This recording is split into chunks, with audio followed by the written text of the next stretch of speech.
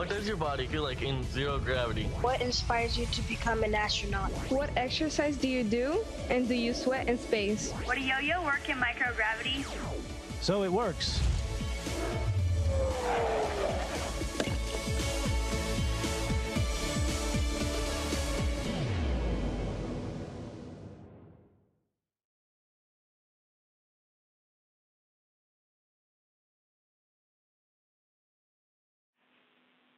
Station, this is Houston. Are you ready for the event? We are ready for the event. Aransas, this is Mission Control Houston. Please call station for a voice check. Station, this is Aransas County ISD and Port Aransas ISD.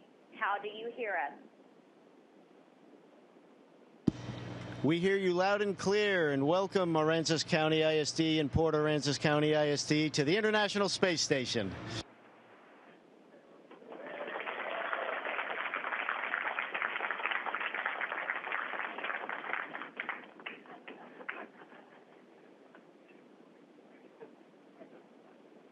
What precautions do you have to take in order to avoid illness in space? One of the primary precautions we take is not to bring any illnesses to space, and the way we do that is by going into what we call quarantine before we launch. Each crew member that rides on a rocket together has to stay away from other people that are assessed for their health if they come in contact with us. So the idea is we stay away from people that might be sick, so that by the time and we stay away from it long enough that if we have anything, we'll get over it before we actually launch into space. So we try to come up here healthy.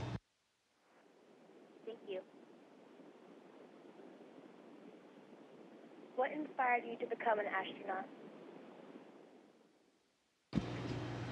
I was always interested in the aviation and space communities, and the early aviation test folks and the space community folks putting the plan together to walk on the moon and getting there and actually walking on the moon.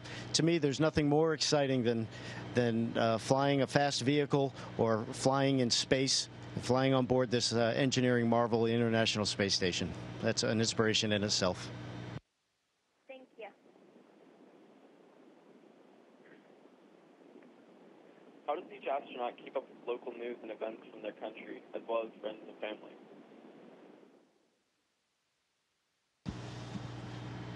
We have lots of great technology and great resources here on the International Space Station. So we have folks on the ground that record and download news for us, and then they send it up to us and we view it on our laptop computers here on International Space Station. And we also have communications directly with Mission Control, pretty much 24/7, plus or minus a few blackout periods. But if anything big's happening, they will tell us as well. So lots of great technology.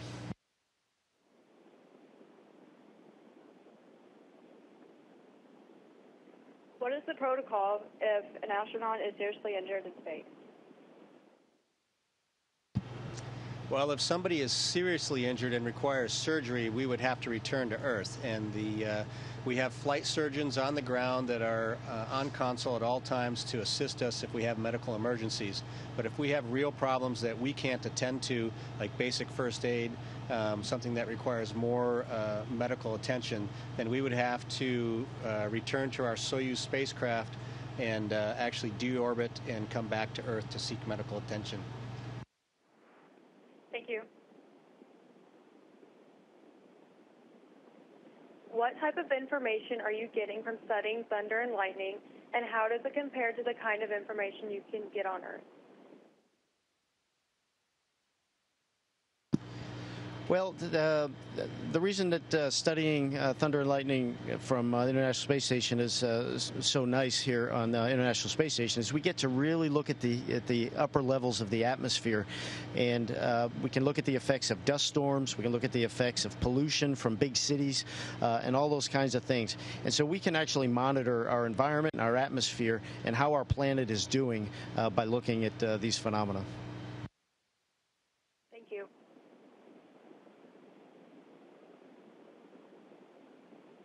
So do you take any extra precautions to avoid spoilers on movies and TV shows in space?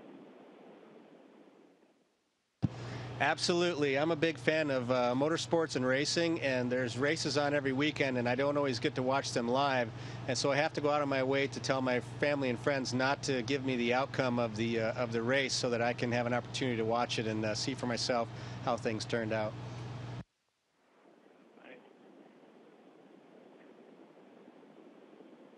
What type of organisms are you studying to understand microgravity's long-term effects? So we've been looking at lots of organisms up here, but lately it's pretty much been planaria, fruit flies, and plants. Thank you.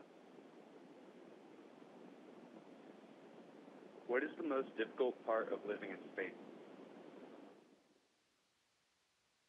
Living with my crewmate Ricky Arnold, and I'm talking about him because he's not here right now. Actually, I'm just kidding. We all enjoy living together, and I would say the most challenging part about being here is being away from family and friends down on Earth. Thank you. What percentage of bone and muscle density or mass does a human body lose in the span of 6 months in space? So currently, because we're so good at operating in space, we've gotten very smart over the years, it's almost down to 0%. We work out, we have a strict workout routine and physical fitness routine that keeps us in good shape. But with absolutely no exercise, you could see up to 10%. Thank you. What's your favorite experiment that you are working on right now? Well, a couple of weeks ago, I was able to work on the spheres experiment, which is two spherical objects that actually have CO2 propulsion systems in them, and they work on different programming that assists them in navigating relative to each other, so relative navigation. And it's neat to sort of play with those, but it's still research at the same time, testing the programs and algorithms that designers have created to control those objects in a microgravity environment, and that's a lot of fun. Thank you.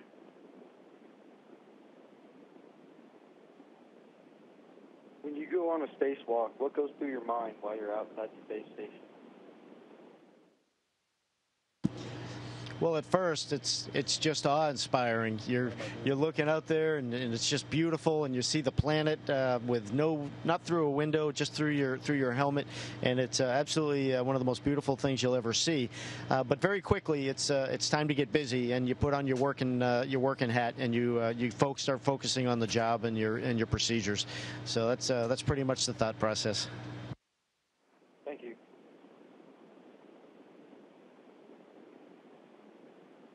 My name is Senator Johnson. And I'm Kaylee. And our question is, what is the coolest or most unexpected thing that you've encountered in space? Scott just said aliens, but I think he's joking, because I haven't seen any. But, you know, the coolest thing that I've experienced in space, I think, is the interaction between crew members. And we're all up here together, ourselves from the U.S., in our international partners, Japan, Europe, Canada, and also the Russians. We all are in the same boat, just like humans on Earth, and it's amazing how we come together and work hard to achieve a common goal, which is to reach the mission success goals that we've defined before launch. So that's been pretty spectacular and amazing for me, is just to see how well we all work together and what we can do when we really put our minds to it.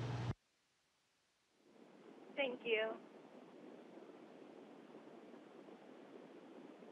Is it difficult to cooperate and communicate with astronauts from other countries, or were you already prepared for the language barrier beforehand? We spend a lot of time training, and we do. I've been studying Russian language for 7 or 8 years now, and we all do it in the community. Try to learn our international partners' languages so that we can participate in their traditions and their cultures, and understand their vocabulary and their words and their expressions. Just makes the job much more interesting. So we all make an effort. We're not all great at it. But we all make a good effort at it, and it helps out the environment quite a bit.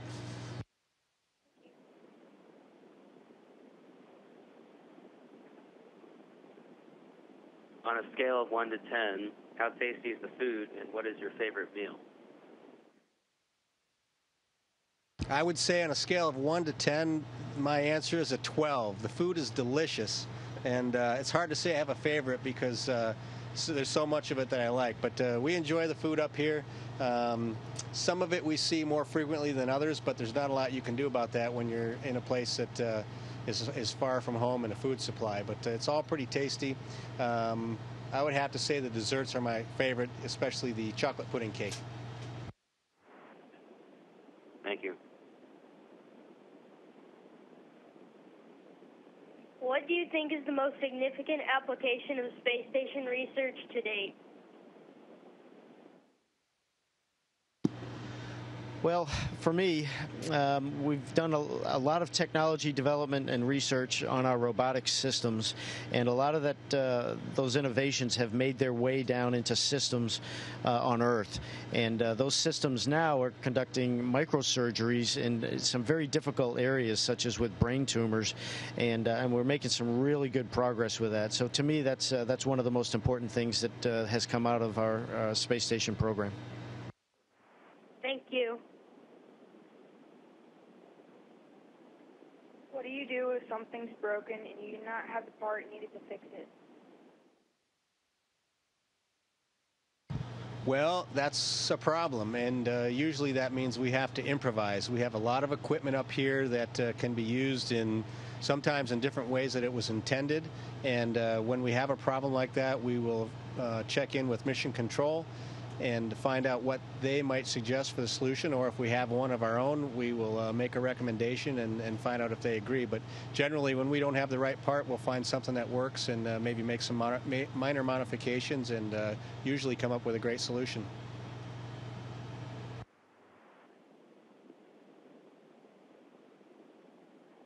Hello, are you able to watch launches from the space station, like the SpaceX Falcon Heavy launch that put a car into space? I assume you're talking about looking out the window and watching Vice on TV that we could have streamed up here, which we have done in the past. But it all depends on our orbit and where we are at the time of the launch. If we're overhead and the weather's okay, we can see it. Or once the vehicle gets above the weather, we can usually see it if we're in the area. For the Falcon 9 Heavy, we were not in the area, so we were not able to see it. But we're constantly on the lookout for the Tesla car that's supposedly in space. So when we see it, we'll try to get a picture for you and we'll send it down.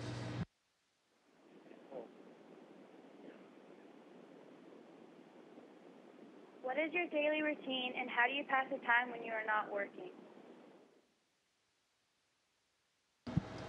Well, our daily routine mostly involves setting up experiments and making repairs inside the space station and exercise. But when we do have a little spare time, we like to play some music. And we're going to play something for you guys right now if you're ready. Ready? 3, 2, 1.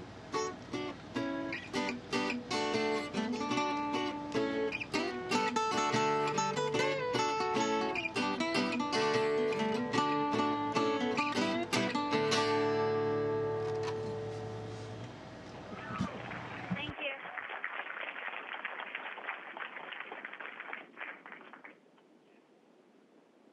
How does growing vegetables in space differ from growing vegetables on Earth?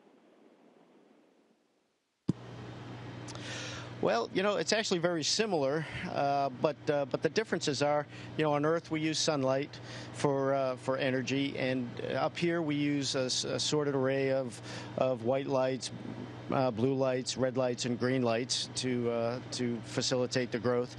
We also have very small pods for them to germinate in, and with soil and food, and so we have to be very careful with how much water we feed them so that we don't give them too much water. But other than that, the lettuce we were growing a few weeks ago, grew like crazy, and it tasted delicious.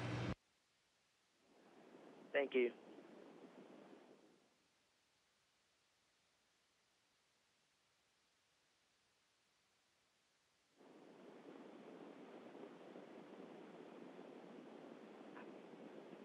What are your thoughts on the new vegetable growth system? It's a great question. Scott alluded to that a little bit. When I first arrived on the space station, we had in our veggie experiment rack some lettuce growing that we actually ate, and it was quite delicious. And that had a slightly different growth module or device that they used for planting and cultivating the vegetables. But now we've recently, yesterday, or the day before, we installed a new device, which is similar. It has 6 locations for growing lettuce, slightly different design, and it looks pretty impressive, compact, well designed. And they had one of the units was transparent, so we could see through it, and we did some tests with the watering to see how the device soaked up the water or wicked up the water to provide nutrients to the plant. And so it all looks great, and I think tomorrow we're going to open the wicks and actually allow those plants to start growing. So I'm looking forward to seeing how that turns out. Thank you. What species of plants do you use for the veggie pond experiment? Well, currently, we are growing lettuce, and we are watching it grow, and we are hoping that it gets big and juicy and tastes good. Thank you.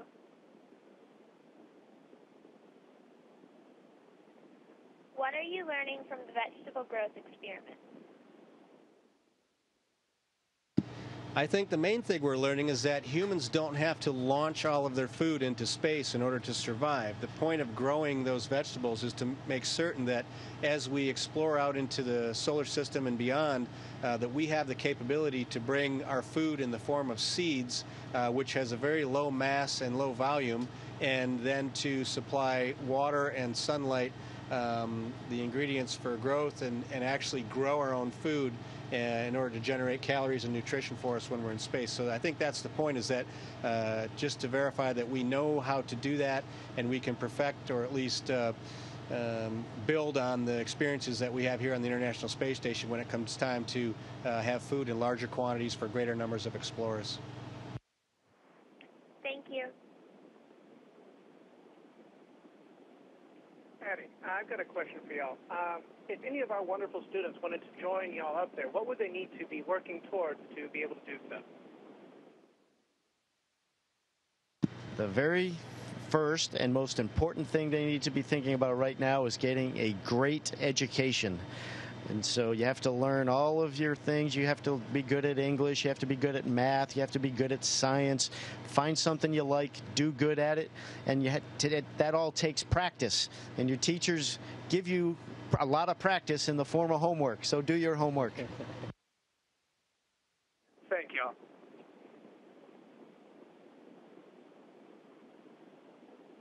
Hi. As part of the Rockport, Fulton, and Port Aransas area that has just seen the destruction of a hurricane, is there anything that you are able to see from space that would help us to notice and be more directed towards prevention of hurricanes? I think that's, for us personally, as astronaut observations, the most that we can do is to spot storms from space and be able to photograph them. But of course, organizations like NOAA on Earth, groups that are studying atmospheric sciences, really provide key information and data about the development of storms and tracking storms. And we certainly have seen storms from space, and we can see the devastation of storms from space as well by photographing flooding and other catastrophic events that are caused by those storms. So we do have those observational skills, but really the data comes from the researchers on the ground, much like the experiments here on Space Station. Okay, thank you.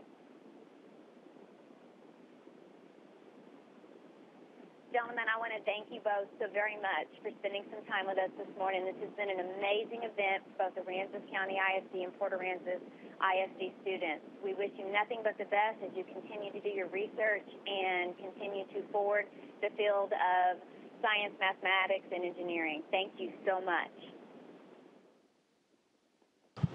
Thank you for your interest today, and to the students, we'll just continue to say, work hard, do your best, and make sure you set high goals that you achieve, and One last comment. We'd like to give a shout out to our boss, Kirk Shireman. We hope he's having a nice time down there at the school. Everybody take care, and thanks for your time. Station, this is Houston ACR. That concludes the event. Thank you to all the participants from Aransas County. Station, we are now resuming operational audio communications.